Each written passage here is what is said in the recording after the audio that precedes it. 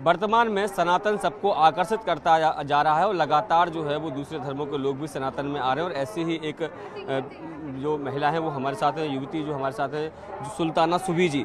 सबसे पहले ये जानना चाहेंगे कि सुल्ताना से सुबी होना कैसे ये सब संभव हुआ? सबसे पहले तो मुझे जय श्री राम बोलने की आदत है, तो जय श्री राम, जय बागेश्वर धाम की, जय सन्यासी बाबा की और जय परम पूजनीय गुरुदेव भगवान की। तो अब आप सवाल कर सकते हैं। मैं पहला सवाल ये क्या, सुल्ताना से सूफी बनने का ये सफ़र कैसा रहा और क्यों ये लगा आपको?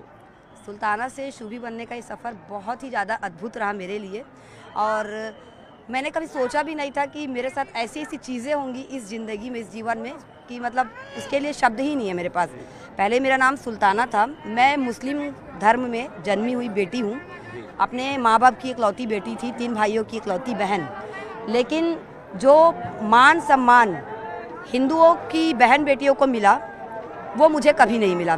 और वो इसलिए मुझे महसूस हुआ क्योंकि जो मेरी फ्रेंड सर्कल थी, मेरी जो फ्रेंड थी, दोस्ती थी, वो हिंदू लड़कियों से थी। तो उनका रहन सहन और मेरे रहन सहन में मुझे ज़मीन आसमान का फ़र्क दिखा। फ़र्क ऐसा दिखा कि उनके में भाई बहन का पवित्र बंधन होता था, राखी जिसको बोलते हैं, जो मुझे लगता है कि शायद किसी धर्म में नहीं होता, हिंदू और सनातनी के अलावा। और दूसरा उनके में 7 फेरों का जो शादी, 7 वचनों की जो शादी होती है, 16 श्रृंगार होते हैं जो सुहागनों का।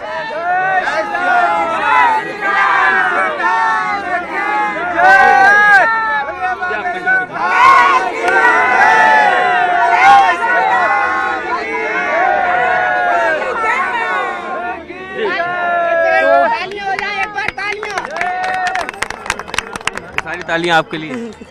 धन्यवाद इतना प्रेम करने के लिए मुझसे। और उसके बाद में मैं आपको बता रही हूँ कि मुझे ऐसा लगता था कि जैसे एक पंछी जो है पिंजड़े में है, उसको पिंजड़े में आप चाहे कितना भी सोने की थाली में खिला दो, चांदी की गिलास में पानी पिला दो, कितना भी अच्छा उसको खिला दो, लेकिन वो अंदर से मन से खुश रहेगा ही नहीं, क्योंकि उसके अंदर एक उड़ने की जो होती है इच्छा, सभी में होती है कि हम खुल के जिए अपनी ज़िंदगी को। आज हमारा देश आज़ाद है, लेकिन मुझे वहाँ गुलामी लगती थी। और आज सनातन में आके मुझे ऐसा लगता है कि मेरे जो अरमान थे या जो मेरे सपने थे उनको पर मिल गए और मैं आसमान में उड़ रही हूँ। आप जो महाकुंभ है, जो सबसे बड़ा कुंभ कहा जाता है, उसमें भी आप 1 महीने तक रही लगातार, कैसा अनुभव रहा कुंभ का? हाँ, एक्चुअली मैं 1 महीना महाकुंभ में रही। पूरे 1 महीना बहुत लोग कह रहे कि तेरा कल्पवास हो गया, किसी जन्म का तेरा कर्म है। अब जो भी है, भगवान की कृपा थी, गंगा मैया का आशीर्वाद था, जो उन्होंने मुझे 1 महीना वहाँ रोका। वहाँ मुझे मतलब ऐसी ऐसी चीज़ें हुई मेरे साथ में, बहुत सारे संतों के दर्शन हुए। सबसे बेस्ट और स्पेशली तब लगा जब जगत गुरु जी, जो खुद हमारे राम जी का पूरा प्रमाण हाई कोर्ट में दे के हमारे राम जी को पूरे 500 साल के बाद अयोध्या में लाए, राम भद्राचार्य जी, जब उनको पता चला मेरे बारे में तो उन्होंने खुद से होके मुझे बुलाया कि कौन है वो, बुलाओ। और जब मैं उनके पास गई तो उन्होंने 5-7 मिनट मुझसे बात की, मेरे सर में हाथ रख के बहुत आशीर्वाद दिया और अपने चरण भी मुझसे छुआए। और जब मेरे आँखों से निकले हुए आंसू उनके चरणों में गिरे तो वो मेरे मन को एकदम संतुष्टि हुई। और मुझे लगा वाकई में, अभी तक लगता था कि बहुत लोग बोलते भी थे मुझे कि ये मुस्लिम है तो इसको क्या हनुमान चालीसा आता होगा, क्या मंत्र आते होंगे। आपको आता है? आप मुझसे को भी पूछ लो। तो हनुमान चालीसा सुना दीजिए एक बार। पूरा सुना या थोड़ा, जैसा भी बोलो, जितना आपको उचित लगे। मैं पूरा ही सुना दूंगी, आपके पास समय होना चाहिए बस। मुझे सनातन के लिए बोलने में कोई दिक्कत नहीं है। श्री गणेशाय नमः। श्री गुरुचरण सरोज रज हिजमन, श्री गुरुचरण सरोज रज निजमन मुकुर सुधारी, बरनौ रघुवर विमल जशु, जो दायुक फलचारी, बुद्धि इन तनु जानिके, सुमिरौ पवन कुमार, बल बुद्धि विद्या देहु मोहि, हरहु कलेश विकार। जय हनुमान ज्ञान गुण सागर, जय कपीस तेहु लोक उजागर, रामदूत अतुलित बलधामा, अंजनी पुत्र पवन सुत नामा, महावीर विक्रम बजरंगी, कुमति निवार सुमति की संगी, कंचन बरन विराज सुबेसा, कानन कुंडल कुंचित केसा, हाथ वज्र और ध्वजा विराजय, कांधे मूंज जनेऊ साजय, शंकर स्वयं केसरी नंदन, तेज प्रताप महाजगबंदन, विद्यावान गुणी अति चातुर, रामकाज करिबे को आतुर, प्रभु चरित सुनिबे को रसिया, राम लखन सीता मन बसिया, सूक्ष्म रूप धरि सिंह दिखावा, विकट रूप धरि लंक जरावा, भीम रूप धरि असुर सहारे, रामचंद्र जी के काज संवारे, लाए संजीवन लखन जी आए, श्री रघुवीर हर्षियु लाए, रघुपति की बहुत बड़ाई, तुम मम प्रिय भरतहि संभाई, सहज बदन तुम रोज जस गावे, अस कई श्रीपति कंठ लगावे, सनकादिक ब्रह्मादि मुनीसा, नारद सारद सहित ईसा, यम कुबेर दिक्पाल जहाते, कभी कोविद कही सके कहते, तुम उपकार सुग्री वही किन्हा, राम मिलाए राजपद दिना, तुमरो मंत्र भीषण माना, लंकेश्वर भय सब जुग जाना, जुग सहस्र जनन भानु, लील्यो ताहि मधुर फल जानू, प्रभु मुद्रिका मेलि मुख माही, जल्दी लागी गए अचरज नाही, दुर्गम काज जगत के जेते, सुगम अनुग्रह तुम रे तेते, राम दुआरे तुम रखवारे, होत न आज्ञा बिनु पैसारे, सब सुख लहे तुम्हारी सरना, तुम रक्षक काहू को डरना, आपन ते समारो आपे, तीनों लोक हाँकते कापे, भूत पिशाच निकट नहीं आवे, महावीर जब नाम सुनावे। तालियां हो जाए एक बार सुबी के लिए। तो अब आप बागेश्वर धाम पहुंची हैं, देखिए बाबा बागेश्वर के धाम पहुंची है, वो कह रहे हैं कि जात पात कुछ नहीं होता, सब अपने लोग हैं। बाबा बागेश्वर धाम में आकर कैसा लगा?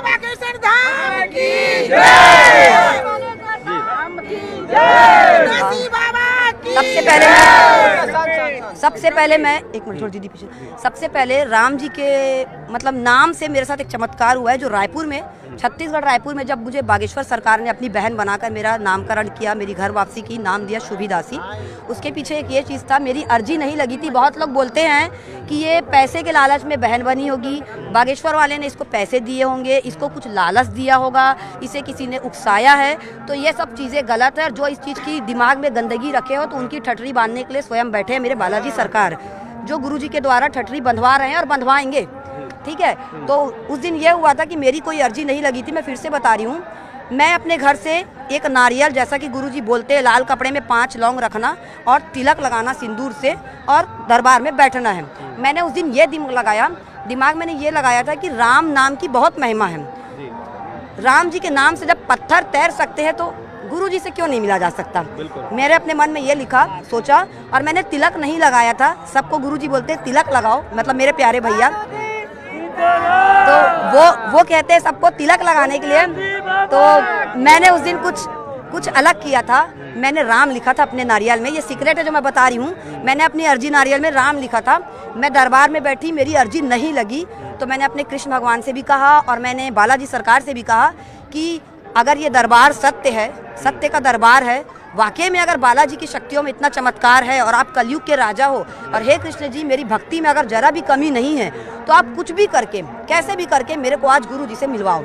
और गुरु जी की उस दिन गुरु जी ने कुछ लोगों की ईसाई धर्म से घर वापसी की थी। हाँ, तो उस समय मतलब मुझे ऐसा लगा कि बालाजी ने मुझे कुछ शक्ति दी है। मुझे कुछ पता नहीं, मैं कैसे ऊंचे रेलिंग को कूदी अकेले। मुझे पुलिस वालों ने रोका कि कहाँ भाग रही हो, तो मैंने कहा मेरा नाम सुल्ताना है और मैं सनातन को मानी हूँ हमेशा से और मुझे आज गुरु जी से मिलना है और आप लोग कोई रोक नहीं सकते। इतना मैंने उनको कहा। फिर गुरु जी के ही एक सेवादार ने मुझे देखा और उस पुलिस वाले ने उसको बुलाया और उसको बताया। उसने कहा कि बहन, आप जितना तेज दौड़ सकती हो दौड़ो, बाकी बालाजी के ऊपर है। गुरुजी क्योंकि निकलने वाले थे मंच से। जब मैं गई, मीडिया ने मुझे घेरा। उसके बाद जो गुरुजी के पीए हैं नितेंद्र चौबे जी, तो चौबे भैया को मतलब उस भाई ने बताया। चौबे भैया ने गुरुजी के मतलब कान में जाके कही तो गुरुजी ने इशारा करके मुझे बुला लिया।